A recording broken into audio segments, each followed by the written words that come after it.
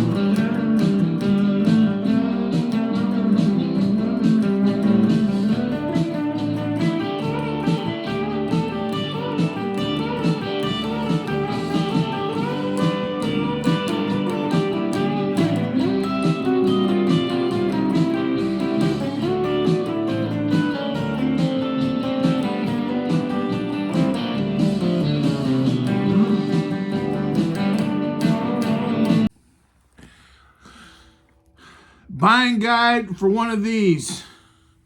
I'm the greatest expert on these of any type of expert. You know why? Because I paid my own hard-earned money for one. That makes me a bigger expert than everybody else except others that have done the same. This is a Gibson ES335. It's actually the second one I've owned. And I guess that was one of my points, is that the first one I bought, you know, I could never get that thing in great tune. And I sold it. I got pretty good money for it. So I lost money, but I got pretty good money for it, and almost paid for a Martin guitar with some other trade-ins. But I got pretty good money for it, but I did sell it. I could never get that thing in tune. It was beautiful. When I played it, it just made me feel so kind of classy. I don't know. I know they play these in all kinds of scruffy, country and blues. But to me, it's a very classy guitar. Whether it's B.B. King or, just sort of orchestral pit type stuff, like I always think of like Barbra Streisand in the 70s, some of that really nice, like The Way We Were, which is actually really good. But if you ever listen to it, it's got really nice, like, orchestral guitar on it. That was almost kind of what I envisioned with this, other than the fact that it's great, like Southern rock and blues guitar, obviously. But I could never get that red one in tune. So I went on a little quest to try to get another one, and I looked all through the Guitar Center used site, and one of my big issues was, should I buy new or used? I read a lot of the commentaries online, and I even asked on a couple of the forums, new or used, and quite a few people, and I think it was probably pretty good advice, said buy used. You get a great guitar and it's already depreciated, so it's closer to going, if you're interested in the valuation, it's closer to a point where it will go up in valuation. So if you can buy one that's like 10 or 15 years old for less than a new one, before too long, it'll start to increase in value as it gets older. Someone else has already done the depreciation, so to speak, or a lot of it. But, that experience with the red one kind of soured me on that a little bit, because I said, I don't know. I just get these things in the mail. I don't really have a good way to, like, try all these guitars. And, like they're 10 or 15. I'm sure a lot of them were great. And I'm sure in some ways it would have been a better financial move or whatever. The used one might have made more sense. But I couldn't think of a way to play it. And I was bound to determine I was not going to just order one in the mail.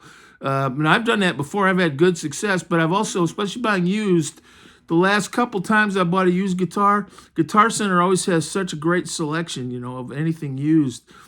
But one risk you have, especially on a nicer guitar, I think it's a bigger risk with the nicer guitar. Everybody dinks with the nicer guitar. Oh, the action's too low or it's too high. And they mess with that truss rod up there. They mess with the bridge. And then, that's the first thing a lot of people do. I need the fainting couch. The action's a little too high or something. And so you end up getting a guitar that's been messed with already.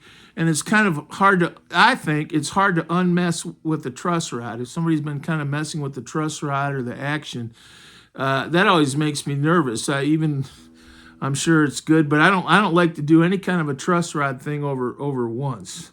Get a nice, and so after some consternation, I bought a brand new one, and this is the one they had at the Atlanta Guitar Center. They also had like kind of a, it wasn't like a black one like B.B. King. That might have been pretty interesting, but they had two in there, two nice Gibson ES335s, 2023s or 2024s. I think this was on the floor, but it was a 2023. But they had another one. I forget what color it was, but it was kind of a neon-looking color, kind of pretty, but I prefer the classic colors. And I almost thought about getting a cherry red one sent to me, and then I thought, no, that's that buying it through the mail thing. And I played this one a little bit, and I said, man, this is it. And it tuned up. I'm a stickler for, if I can't play a G chord on it, watch, now I won't be able to. If I can't play a G chord on an electric guitar, I don't want it. I think a lot of players, they barely play G chords anymore, C chords, D chords, but if you're playing songs, particularly a lot of old songs, you need to be able to play a G chord. For Southern rock or country, you need to be able to play a G chord. So it had excellent intonation and action, but the thing that I liked about it was I took it back to the desk, and the guy was and had just the littlest, littlest wisp of a fret buzz right down here. I mean, if you wouldn't notice it, but if someone said, "Do you hear a fret buzz?" you might go, "Yeah." And so the guy said, "Yeah, so we took it right back to the tech right there in the Guitar Center. That's the advantage of Guitar Center. And the guy did a truss rod adjustment, and I told you those always make me nervous. And he took it back in the back room for about 10 minutes while I sat there. It was already mine. It was already paid for. And when he came, he did a great job. Whoever that guy was, they have at Atlanta Guitar Center, they have an excellent tech desk. I've had them work on several of my guitars, and I've never had any complaints. They always do a good job. And they fixed the Highway 1 for me once that had a bunch of fret buzz. It's that beautiful HSS Highway 1 I have, and I bought it for $700, and I don't think it had ever been played. And it was kind of messed up. I mean, it had a bunch of bad notes on it, just like really bad. And this guy fixed it. I mean, that was several years ago, so it's a different guy. But they always seem to have good techs back there in the Atlanta Guitar Center, and the main one. I'm sure the other ones too. There are like 4 or 5 in Atlanta. But this guy did a great job, and I've just been playing it. I haven't really played it as much yet. I've been kind of waiting for the mood to hit me. I've been kind of busy with other stuff. But man,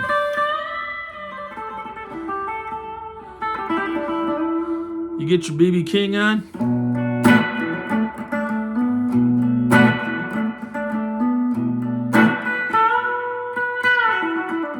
I don't try to play like B.B. King, but I do play some of the songs.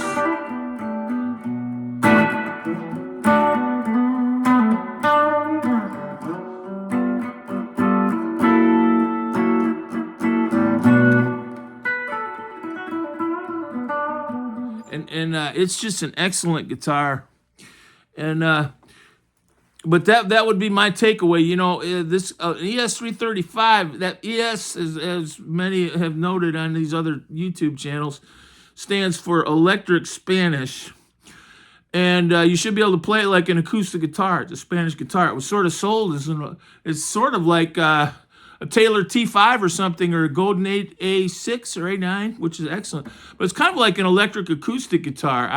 That's how it was originally sold, where you could play it acoustically.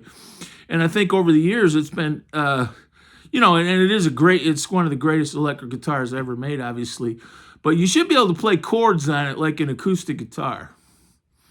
I personally think you should be able to play chords on any guitar, but a lot of these metal guitars that are just set up for like shredding on the 15th fret, and I don't know. Sometimes I think if you had to play like Happy Birthday on some of those guitars, you'd be out of luck.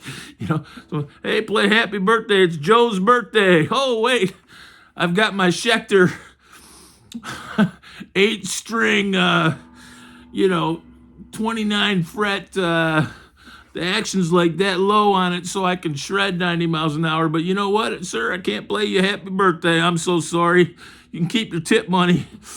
So this guitar is excellent, and I'm glad I bought a new one. So that was my point: is buy new or used.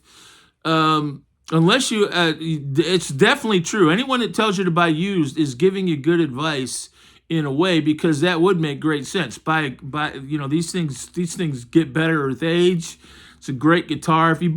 I was looking at one that was 2,500, and this was 34. I don't know, whatever, but it was 3 something, low threes. But they had one in Texas or something. It was like a 2004 for 2,500. And I thought, man, that's 20-year-old guitar. That in a couple years, that's really going to be nice. And they had a bunch of others like that. But then I started thinking, I don't know these guitars. I don't know who had them. And I've gotten a little more leery of the used market through the mail. And I'm glad, particularly on, I don't mind like, just kind of a nice consumer guitar. You buy one through the mail. But a lot of these like fancier guitars, everybody wants them their way, which is fine. You do too, I do too. But when you buy one, you're buying the previous owner and how he did it. And sometimes I've found that that's not always that helpful, because once a guitar has been messed with in a significant way, and you never know till it's in your house and you can play it yourself. I've always thought sometimes it's hard to unset those up. I always like to get one guitar, nice new, out of the factory, and have somebody that knows what they're doing set it up right the first time. And I'm glad I paid for a new one. I cried when I got home, but it's just a great guitar. It was a red. The other thing is I wanted that red burst, but I love this. It's got the gold hardware on it, and it's just what? One thing about a nice Gibson, it's like classy. I always feel like I should be wearing a suit coat, like sitting there with like a tuxedo or a suit coat when I play this. My tuxedo's a little out of date these last few years, but I always feel like I need a tuxedo or a nice, like some a nice fancy suit stage or something, because it's a great like professional guitar. I think it's a 60s guitar. I think this is the 64 60s guitar.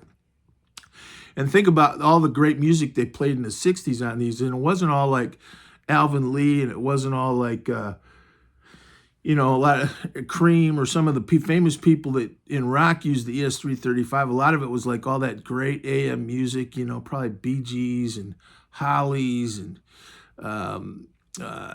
Carpenters. I bet you hear this guitar on so many recordings, and just nice chording. I mean, not all the flashy stuff, just nice guitar in all those recordings. And this is such a nice guitar. But I decided it was just a sure thing. It seemed like a sure thing to me to buy one new.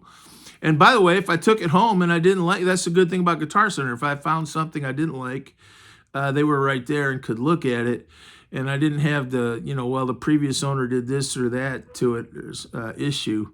And they didn't charge me. I said, now, is this what you're doing, a setup? And the guy said, well, it's partially a setup. We do some other things with the setup. But when he mentioned it, a lot of it was like cleaning the frets or conditioning the fretboard type stuff.